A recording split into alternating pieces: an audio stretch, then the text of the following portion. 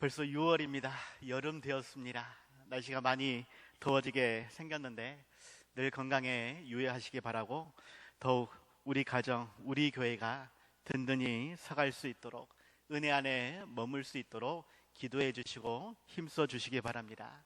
특별히 내일 모레 대통령 선거가 있는데 더욱 우리나라가 안정되어지고 회복되어질 수 있도록 기도해 주시고 꼭 투표에 참여해 주시기 바랍니다. 말로만 할 것이 아니라 직접 우리가 감당해야 될 사명들이 있습니다. 가정을 위해서, 교회를 위해서, 나라를 위해서 말로만이 아니라 삶으로 실천할 수 있는, 그래서 하나님이 기뻐하시는 우리 교회, 우리나라를 세워갈 수 있는 우리 모두가 다들 되시기 바랍니다. 미국의 부흥사인 D.L. 무디 선교사님 옆에 함께 사역했던 생키라고 하는 찬양 인도자가 있었습니다. 이 사람은 어느 날 여객선을 타고 여행을 할 때에 사람들이 그를 알아본 거예요. 신문에서 사진을 본 사람들이 그를 알아보고 찬양을 좀 불러달라고 그렇게 신청을 하게 됐다고 합니다.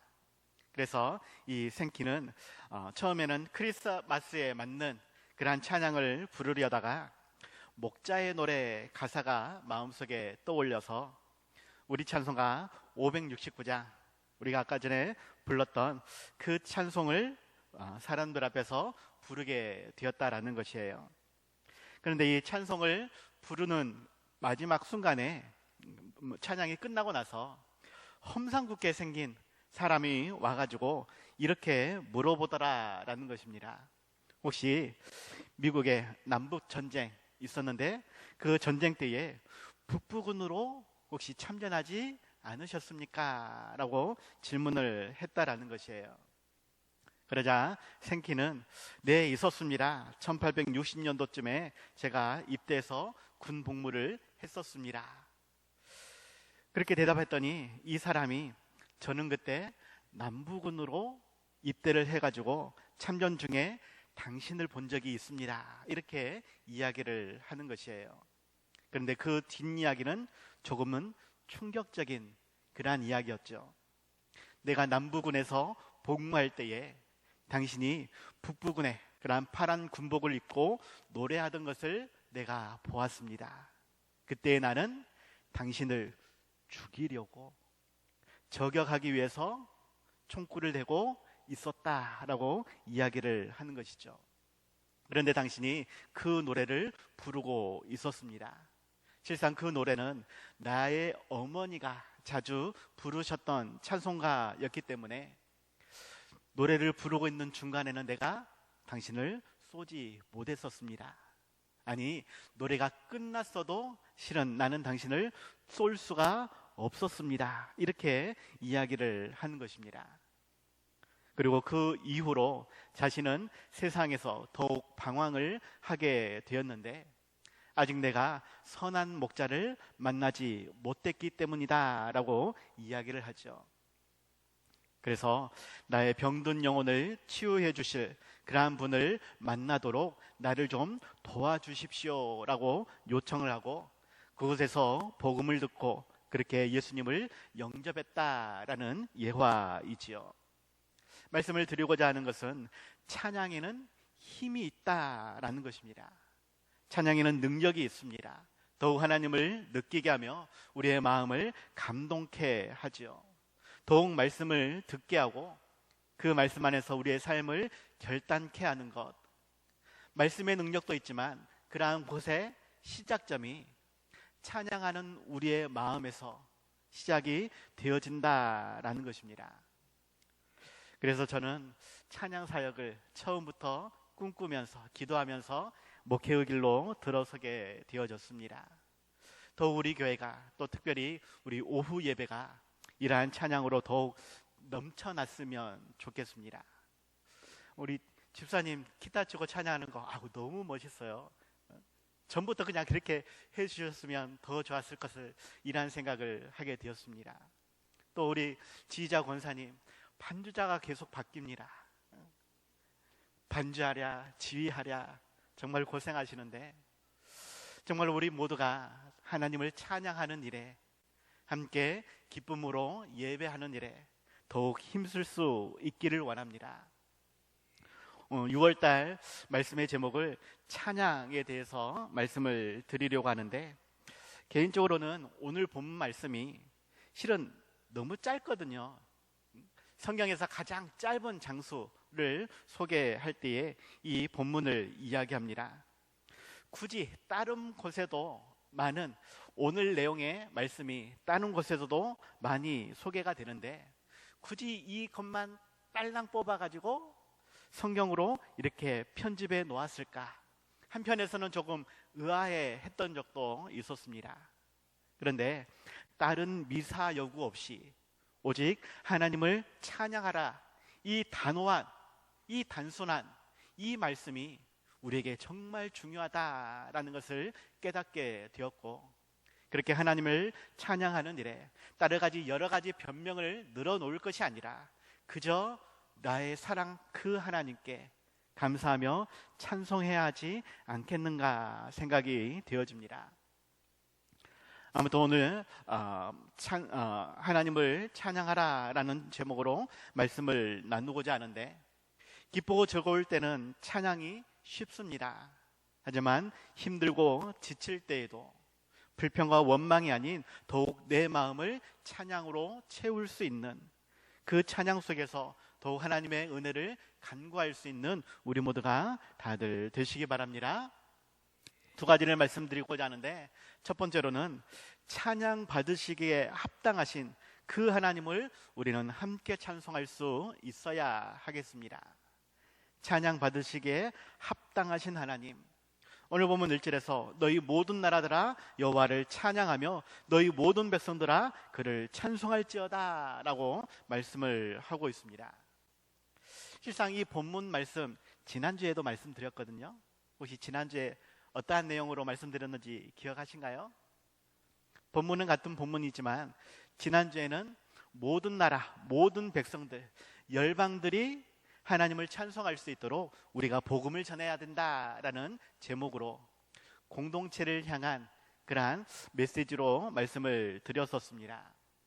그런데 오늘은 찬양 받으시기에 합당하신 하나님, 그 하나님이 어떠한 분인지를 우리가 알고 더욱 기쁨으로 찬송할 수 있어야 한다라는 내용으로 말씀을 드리고자 하는 것이죠.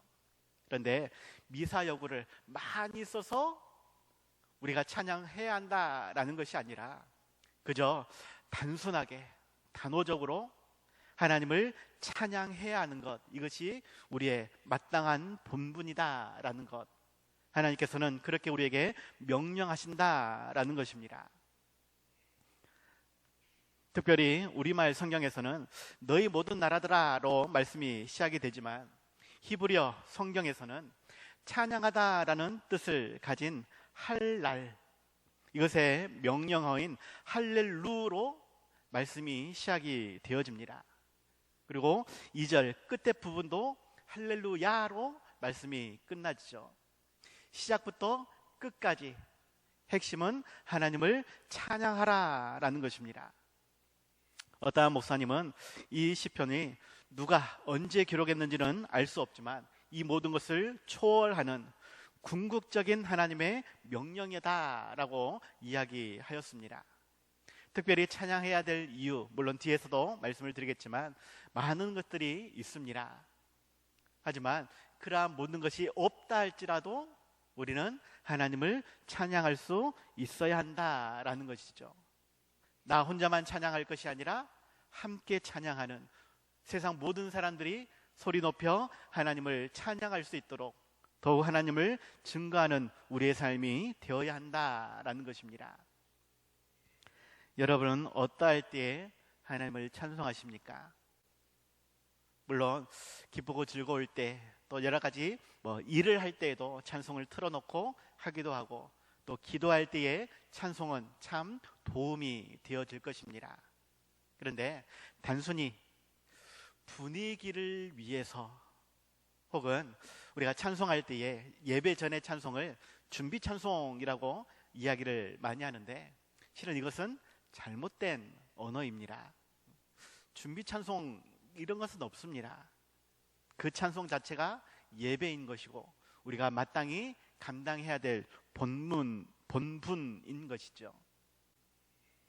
우리는 이 찬양하는 일에 최선을 다해야 할 것입니다. 그 하나님이 어떠한 분인지를 안다라면 우리는 더욱 힘써 찬양해야 할 것입니다. 특별히 요한계시록 5장 12절 보면 큰 음성으로 이르되 죽임을 당하신 어린 양은 능력과 부와 지혜와 힘과 존귀와 영광과 찬송을 받으시기에 합당하도다 라고 말씀하고 있는데, 우리 하나님은 찬송을 받으시기에 합당하신 분이다 이렇게 선언을 하고 있는 것입니다.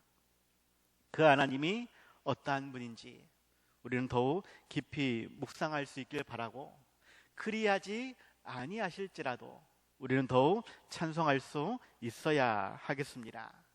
그 하나님의 힘과 능력을, 그 하나님의 지혜로우심을, 그 하나님이 우리에게 행하신 놀라운 일들을 노래를 잘해서가 아니라, 어떠한 은사나 달란트가 있어서가 아니라 그저 우리는 감사와 찬송으로 하나님께 올려드려야 한다라고 하는 것, 벌레만도 못한 우리에게 그러한 명령을 하시고 또한 그러한 은혜를 주셨다라는 것을 기억하며 더욱 하나님을 찬송할 수 있어야 하겠습니다. 우리 교회가, 우리 가정이 내가 하는 모든 삶에서 더욱 찬송이 울려날 수 있도록, 그러한 나의 음성을 사람들이 들을 수 있도록, 그들 또한 함께 찬송할 수 있도록 더욱 하나님께 영광 돌리는 우리 모두가 되시기 바랍니다. 이를 위해서는 더욱 내 자신을 점검해야 할 것이고 더욱 사람들에게 모범적인 신앙의 모습을 보여줄 수 있어야 하겠습니다. 하나님이 원하시는 찬양, 그냥 내가 노래가 좋아서 부르는 그것이 아니라 하나님이 정말로 받으시기 원하시는 그 찬양을 우리 모두가, 세상 모든 열방들이 함께 부를 수 있도록 더욱 기도하며 권면하며 함께 찬양할 수 있는 우리 모두가 다들 되시기 바랍니다. 두 번째로, 우리에게 행하신 일로 인해 더욱 하나님을 찬양할 수 있어야 하겠습니다. 우리에게 행하신 일로 우리는 더욱 하나님을 찬양해야 한다. 오늘 보면 2절에서 우리에게 행하신 여호와의 인자하심이 크시고 여호와의 진실하심이 영원함이로다 할렐루야라고 말씀을 하고 있습니다. 우리에게 향하신 여호와의 인자하심과 진실하심, 이것이 찬양의 이유다라는 것이에요. 우리 성경에서는 나타나 있지 않지만 히브리어 원문에는 2절의 맨 앞쪽에 왜냐하면이라는 뜻을 가진 접속사 키라는 문구가 포함되어 있지요. 하나님을 찬양해야 하는 이유 너무나 많이 있지만 그 중에서도 하나님의 인자하심과 진실하심, 여기서 인자하심이라고 하는 것은 시편에서 자주 언급되는 그러한 말인데, 자기 백성을 끝까지 지키시는 하나님의 언약적인 사랑이다라고 소개합니다. 이러한 사랑이 크다라고 말하고 있는데, 이 크다라는 단어, 가바르라는 단어는 이기다, 우세하다라는 의미를 내포하고 있습니다. 우리를 향하신 그 사랑이 너무나 강하다, 우리로 하여금 이기게 하신다. 그렇기 때문에 우리는 더욱 하나님을 찬양해야 한다라는 것이죠. 그 사랑이 얼마나 큰지, 얼마나 넓은지 우리는 헤아릴 수 있어야 하겠습니다. 사도 바울이 에베소서 3장 18절 19절에서 말씀합니다. 능히 모든 성도와 함께 지식에 넘치는 그리스도의 사랑을 알고 그 너비와 길이와 높이와 깊이가 어떠함을 깨달아 하나님의 모든 충만하신 것으로 너희에게 충만하게 하시기를 구하노라. 하나님의 사랑이 얼마나 큰지 너희들이 알기를 원하고 그러한 사랑 안에서 더욱 기쁨 가득, 은혜 가득한 삶을 살아갈 수 있기를 원한다라는 것입니다. 하늘 그보다 높고 바다, 그보다 깊고 우주, 그보다 넓은 오 크신 사랑. 할렐루야. 그 하늘이, 그 바다가, 아니 온 우주가 아무리 크다 할지라도 하나님의 사랑보다는 크지 못하다라고 하는 것, 더 우리의 입술이 찬양할 수 있어야 하겠습니다. 더욱 간증하며 자랑하는 삶이 되어야 하겠습니다. 더 우리의 삶에서 그 하나님을 깨닫고 그 은혜 안에서 즐거이 살아가면서 더욱 사람들에게 사랑과 은혜를 전해줄 수 있는 그러한 우리가 다들 되시기 바랍니다. 또한 시편 기자는 진실하심에 대해서 이야기를 하고 있는데, 이 진실하심에 해당하는 히브리어 에메트라는 단어는 확증하다, 지지하다라는 뜻을 가진 아만이라는 동사에서 파생된 단어라고 합니다. 확고함, 인정됨, 신실함 등으로 번역이 되어지죠. 특별히 오늘 본문은 영원히 지속되는 하나님의 사랑을 우리에게 확증해 주시는, 확인시켜 주시는 신실하고 진실한 하나님에 대해서 소개를 하고 있다라고 어떠한 주석가는 소개했습니다. 하나님의 신실하고 진실한 사랑, 그 사랑은 결국 예수 그리스도를 십자가에 못 박게 하신, 우리를 대신해 죽게 하신 사랑을 말하고 있는 것이죠. 로마서 5장 8절에서는 우리가 아직 죄인 되었을 때에 그리스도께서 우리를 위하여 죽으심으로 하나님께서 우리에 대한 자기의 사랑을 확증하셨느니라 라고 말씀하고 있습니다. 이것보다 더 확실한 증거가 없기 때문에 우리를 사랑한다라는 그것을 예수님의 죽으심으로 보여주셨다라는 것이죠. 우리는 그 사랑을 찬양할 수 있어야 한다라는 것입니다. 그 하나님의 인자하심이, 진실하심이 어떠한지 더욱 깊이 묵상할 수 있는, 그 하나님을 즐거이 찬양할 수 있는 우리가 되어야 한다라는 것이죠. 어떠한 주석가는 말합니다. 이러한 인자하심과 진실하심은 이스라엘 백성들이 책상 머리에서 상상으로 떠올렸던 그러한 개념이 결코 아니다. 그들은 출애굽 역사를 통해서 만나고 광야에서 동행했던 그러한 경험에서 우러나오는 신앙 고백이었다, 이렇게 이야기하였습니다. 우리의 삶이 힘들고 지칠 때에, 때로는 광야의 길을 걷고 있다 생각되어질 때에 우리와 함께 하시는 그 인자하신 사랑과 진실하신 그 사랑을 우리는 경험해야 되고, 그 경험을 간증할 수 있어야 한다라는 것이죠. 지난주에도 말씀을 드렸지만 이 117장의 본문을 이집트 할랄이라고 불렀습니다. 이집트 할랄, 이집트에서, 애굽에서 건져내어 주신 하나님, 광야의 길을 걷게 하시지만 가나안 땅에 도착하게 하신 그 하나님, 우리의 삶 속에서도 광야와 같은 인생살이를 살아갈 때에 여전히 우리와 함께 하시고 우리를 지키시고 보호하시는 하나님, 매일같이 먹여주시고 물을 마시게 해주신 그 사랑을 우리는 늘 경험할 수 있는, 그 경험적인 하나님을 찬양할 수 있는 그러한 삶이 되어야 한다라는 것이죠. 삶이 힘겹고 어렵기 때문에 불평하고 원망하는 것이 정상인가? 세상적인 관점에서는 그게 더 정상일 줄 보입니다. 하지만 그러한 중에서도 여전히 우리와 함께 하시고 우리의 손을 붙잡아 주시는 하나님, 우리를 인도해 주시는 그 하나님을 우리는 바라볼 수 있어야 되겠고, 더욱 그 하나님을 감사하며 찬송하며 뒤를 따라갈 수 있어야 할 것입니다. 그 하나님과 더욱 친밀한 교제를 나눌 수 있어야 되겠고, 더욱 영과 진리로 예배드릴 수 있어야 하겠습니다. 우리의 모든 시간, 우리의 모든 삶을 통해 더욱 하나님을 찬양할 수 있어야 되겠죠. 어떠한 하나님? 인자하심이, 진실하심이 크고 영원하신, 영원히 우리를 사랑하시고 영원히 우리를 책임져 주시고 영원한 천국에서 살게 하시는 그 하나님을 찬송할 수 있어야 한다라는 것입니다. 우리의 삶이 힘들고 어려울 때에 더욱 하나님을 찬송할 수 있길 바랍니다. 그 찬송 가운데에서 우리를 위로해 주시고 우리를 평온케 하시는 그 하나님을 만날 수 있길 바랍니다. 그 하나님과 즐거이 동행할 수 있는 우리 모두가 다들 되시기 바랍니다. 그래서 결론적으로 우리는 하나님을 찬양하기 위한 존재임을 기억하며 더욱 기쁘고 즐거울 때뿐만이 아니라 슬프고 힘들 때도 찬양할 수 있기를 바랍니다. 이사야서 43장 21절에서 말씀합니다. 이 백성은 내가 나를 위하여 지었나니 나를 찬송하게 하려 함이니라. 그런데 그 다음 절 22절에서는 이 말씀을 하고 있어요. 그러나 야곱아 너는 나를 부르지 아니하였고 이스라엘아 너는 나를 괴롭게 여겼노라 라고 이야기합니다.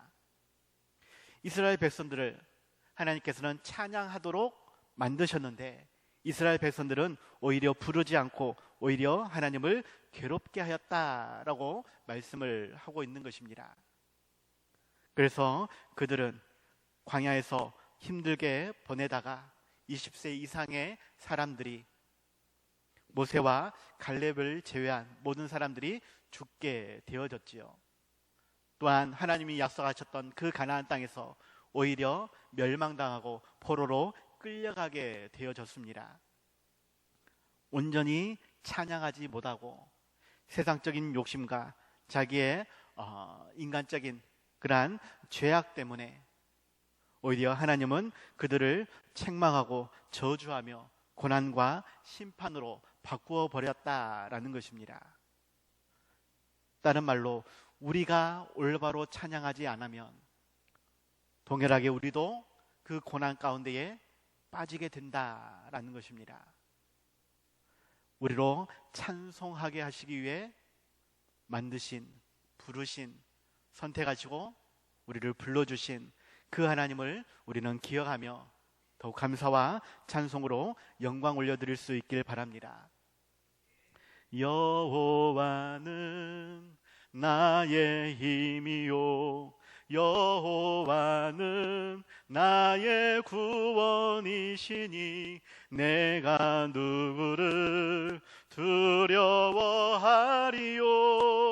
여호와는 생명의 피난처시니 주의 인자가 생명보다 나음으로 내 입술이 여호와를 찬양하리 내 평생에 주를 찬양하며 주의 이름으로 내 손 들리라. 주님의 그 인자하심, 그 진실하심 우리가 더욱 풍성히 경험할 수 있길 바라고 그 하나님을 즐거이 찬양할 수 있기를 바랍니다. 하나님은 결코 변하지 않습니다. 우리를 향하신 그 사랑과 은혜가 한이 없으십니다. 우리 연약한 육신이 때로는 그 하나님을 잊어버리기도 하고 때로는 이해하지 못함으로 불평하고 원망할 수 있을지라도 하나님은 결코 변치 않으신다.